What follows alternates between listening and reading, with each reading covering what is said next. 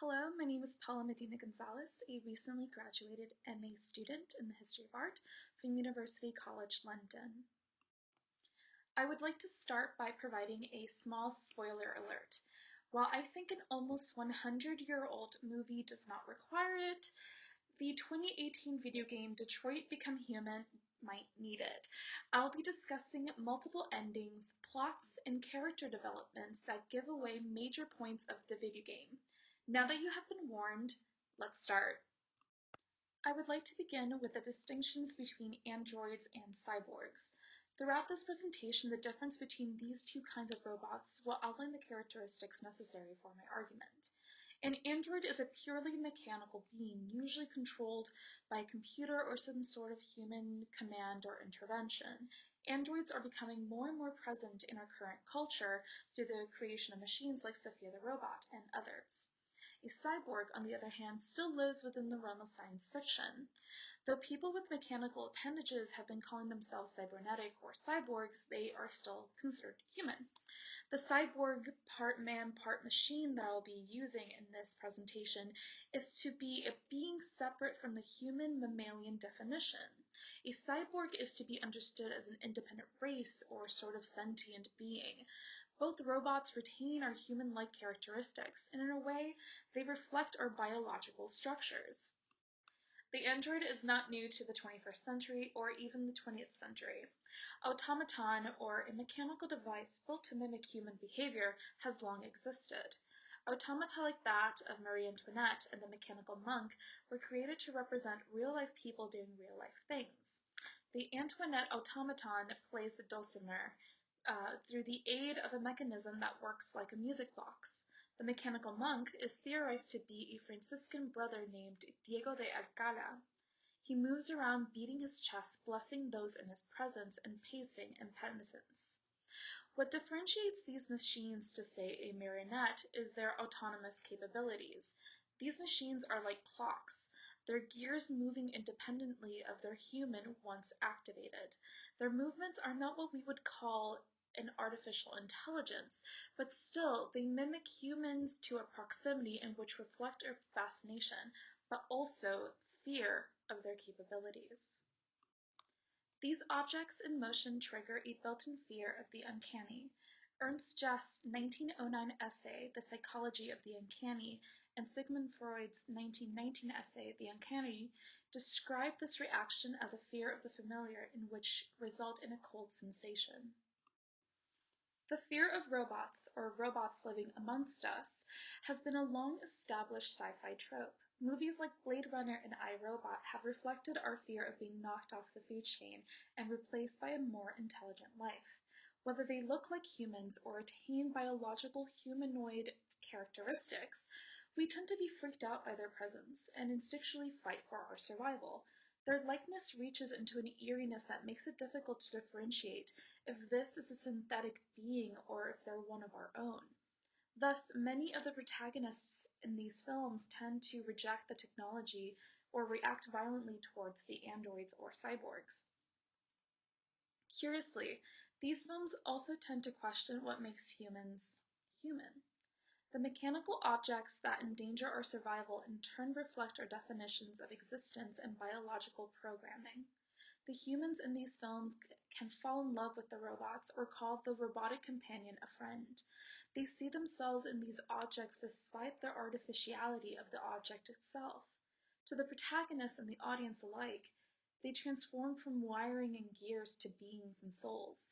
Our capability to attach human-like characteristics and see ourselves as these objects can introduce a testing ground for philosophical thought. If we can see the androids as fellow beings, perhaps we can also apply human concepts of political freedom and religion. In this presentation, I will be discussing the use of the Christ-like Messiah role, as well as Marxism in science fiction as an exploration of robotic-human relationships. These concepts will be analyzed through script, plot, and direction, and how they operate these concepts to question the definition of what makes us human. Fritz Lang's 1927 film Metropolis, written by Thea von Harbo, explores the future utopian city of Metropolis. Taking place in the distant future of 2026, Wealthy industrialists and other business people reign over this futuristic city. Their privileged, wealthy children treat it as a playground, often partying, drinking, and flirting with their fellow elites. Meanwhile, underneath the city, hundreds of workers perform painstaking labor on machines, working 10 hours a day at interchanging shifts. The machines keep the city running both above and underground. The struggles of the underground are unknown to the privileged sons of the industrialists, and the wealth of those above ground is unknown to the workers. It is not till Maria, an underground worker, arrives at the surface that these unjust class divisions are revealed. Her beauty captivates Frater, the wealthy son of Metropolis's city master, and that inspires him to follow her underground. After working a day on the machines, Frater gains sympathy for the workers and starts to question his father's intentions. The film strives to make these class divides quite obvious. The above-ground city resembles the richness and innovation similar to 1920s New York City. The early Roaring Twenties provided a nightlife, financial stability, pleasure, and modernization that struck a chord on capitalist venture. The above-ground metropolis shows individual buildings and designs and state-of-the-art technologies. Meanwhile, the underground city resembles the early German housing projects of modernist architects. Individuality and grandiose imagery is kind of absent. Instead, we're given a very plain, repetitive environment that recreates the factory-like setting the workers spend their days in. Both the bourgeois men and the workers wear uniforms of sorts. The wealthy sons adorn themselves in spats and tuxedos, while the workers wear coveralls and caps, both sets presenting a monotonous class vestment that narrates their identity. However, the wealthy sons can practice leisurely activities and spend most of their days on self-improvement. They run and strive for individual excellence. In the film, the sons compete with each other and compare themselves to each other as well. Meanwhile, the workers' leisure is kind of religion. They spend their time in the catacombs listening to sermons by Maria in which they are told that they are equal and that they will soon be free from their class status. The workers see themselves as a collective rather than an individual. Maria, though introduced as a Madonna-like figure in the film, she is a kind of a side character. Partly, I believe that this character plays a minor role due to some Weimar Republic fears of the new woman, but that is a point of discussion that I do not have the allocated time to give justice to. In the film, Maria is kidnapped by Frater's father, as he fears that she is a bad influence on his son. The father employs a scientist to replicate Maria through the use of a cyborg that then sabotages all of Maria's plans. The real Maria foretold of a mediator, who was to peacefully mitigate the tensions between the above and the underground. Evil Maria, who is predominantly who you view in the film, however, corrupts both the elite and the workers to enact a form of class war. She spouts revolutionary rhetoric, proclaiming that the underground revolts against the bourgeoisie and that they should destroy the machines. Similarly, the 2018 video game Detroit Become Human by Quantic Dream presents a futuristic, utopic world in which androids are capable of accurately mimicking human speech, movements, and abilities. As a result, many androids have replaced the working force and have become a part of everyday life. The game narrates its plot through a third-person gameplay dependent on individual choices to map out its conclusion. In other words, there is a numerous amount of endings and outcomes within the game, simulating free will throughout the plot. Each choice taken by an individual character alters the tone of the game and affects every other character throughout. The plot is told through the perspective of three androids. Kara, an android on the run for saving a child. Connor, my personal favorite, an android cop tasked with capturing rogue androids, or deviants. And finally, Markus, an android who, after gaining consciousness, speaks against the enslavement of artificial life. The class divide is a bit more obscured in this game. Androids aren't alive like humans, but are tasked with jobs that can be dangerous. Connor, for example, is a detective which is typically a better paying and difficult human job with prestige and status. Given the fact that most androids are subjugated to human commands, they are, in a way, within the digital serf class category. The working class humans in this game are kind of a suffering class that are not really addressed. They have lost their jobs to the androids and are instigating protests and performing violence against androids and their company, Cyberlife. Rather than blaming the industries for purchasing the androids, they take out their anger on the droids themselves. Finally, there's the upper echelon of humans, the ones who can actually afford the androids. This class is also only briefly explored in the game, but is given a much more sympathetic outlook for the most part. While the politicians and media humans have a negative outlook on the androids, certain characters like the one pictured here are very sympathetic towards their cause. For this presentation, I will focus on just one of the androids, Markus. He is perhaps the most like Maria. He is presented as a Christ-like leader to the androids, but as a caretaker android, he expresses inklings of independence and is introduced to the idea of free will. His owner, Carl, encourages independent thought, such as allowing Markus to choose leisure activities for himself, but only when instructed to do so. Depending on the individual player's choices, either Carl's death or the death of Carl's son triggers Markus to break his coding. In breaking the coding, Markus is liberated from the commands of humans and can think for himself. In the game, this transforms him into a deviant and is then destroyed and dumped in a junkyard. Miraculously, Markus awakens. He builds himself back up and searches for the android mecha known as Jericho. It is there where Markus begins to his drive towards equal rights for androids and the recognition of a new intelligent life form. Both Metropolis and Detroit Become Human demonstrate key ideological components of Marxism. It takes note of the arguments of wage labor and value found in Das Kapital Volume 1 and throughout the Communist Manifesto. This is not to say that these are pieces that are created to sway political agenda, but instead explore the possibilities in which these notions can be applied. Both film and game reflect contemporaneous ideas of working class struggle and their response to power. The workers, as we will now refer to as the proletariat, are illustrated to be a quiet and compliant class. The Metropolis proletariat marches in robotic synchronization with their heads bowed and their bodies too tired to fight. Their isolation from the above-ground world ties them to their jobs, much like serfs of the medieval tied to their lord's land through feudalism. Similarly, the androids are tied to their masters. They are a machine incapable of independent choice, birthed and used for productivity.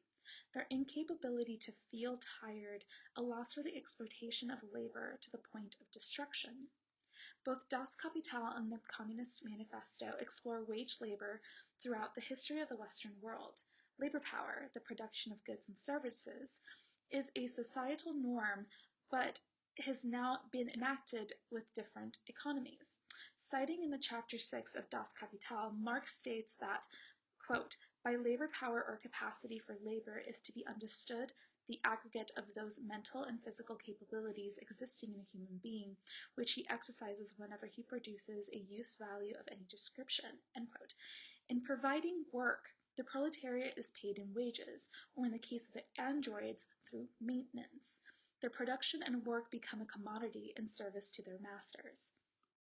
The labor of the proletariat differs greatly within both of my subjects. Metropolis hones in on the physical, extreme labor of the workers, abused by long hours without breaks and starved of simple things like sunlight and fresh air. These align more with Marx's original points, citing the denial of rights to education and communal pleasures. The androids feel no physical pain, but instead experience an inability to perform. When physically damaged, the androids begin to break down till an eventual death. However, this physical toll is not described as labor, but instead speaks towards their dispensability. Labor is instead demonstrated through emotional and ethical turmoil. Many of the androids who gain consciousness achieve it through ethical questions of right and wrong. Many of the robots break their programming when instructed to perform tasks that do not comply with their coding. Being abused by a human or witnessing abuse triggers a need for a defense mechanism that may harm the instigating human. This makes an emotional toll on the android and creates a sort of mental breakdown that can lead to the disintegration of the robot itself.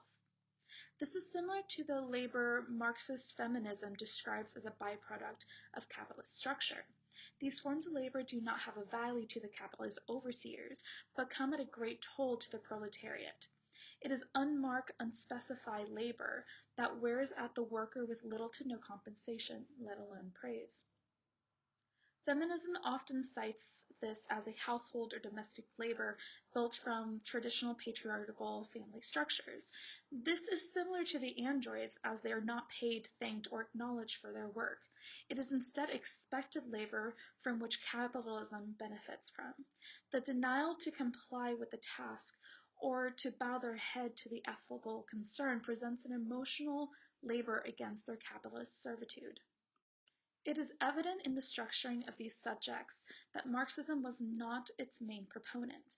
Both the film and the game rest upon liberation through a single figurehead rather than a collective.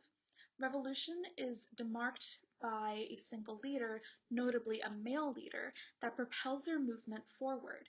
In Metropolis, the real Maria speaks of a mediator who will ease the tensions between the classes through peaceful mediation. She is not to be the Messiah, but instead Frieder, the wealthy son of the Metropolis. Frieder is supposed to use his privilege as a bourgeois to seek equality for all. Maria is transformed from this outspoken pacifist leader to just a gospel. Meanwhile, the evil Maria seeks violent revolution. The destruction of the mechanical chains holding the proletariat to the underground and seizing power is illustrated as selfish and evil. The cyborg Maria presents this sin through her mixed flesh. Being part human and part robot is marked as an apocalyptic trait and her ideas as the devil's work. Markus's intentions are solidly presented as an overall good. The developers created the plot to center around contemporaneous American struggles, such as the Civil Rights Movement and Black Lives Matter. Markus's alignments reflect Malcolm X and Martin Luther King's, with the option of current American Afro-Marxism to develop multiple outcomes for liberation. In the game, you're given the choice of violent protest and demonstration, each with multiple outcomes dependent on an individual's choices. However, the other androids follow Markus at times blindly, mimicking similar commands to their android configuration rather than the free-willed persona they're trying to embody. In this regard, the androids remain androids. Markus's developments and ability to choose for himself transforms him into a cyborg of sorts, taking on a soul, a concept rather than a physical human trait. He distinguishes himself to be past his design and be something else and something new entirely. Additionally, revolution takes on multiple meanings in both the film and the game. Revolution through the evil Maria is at the cost of lives.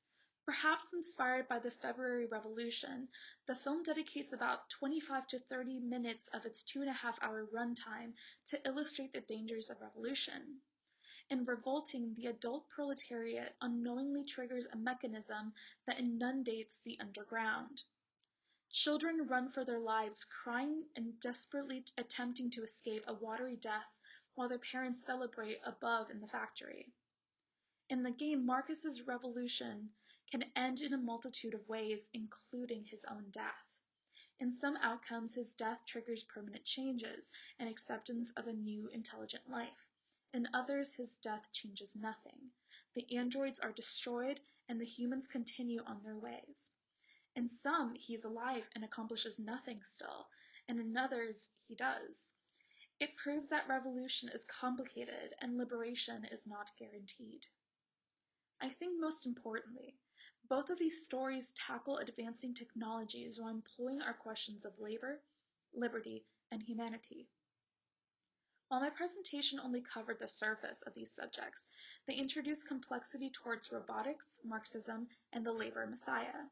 Both film and game portray utopia as an environment of class divisions. They both hold out hope for an eventual equality. Thank you.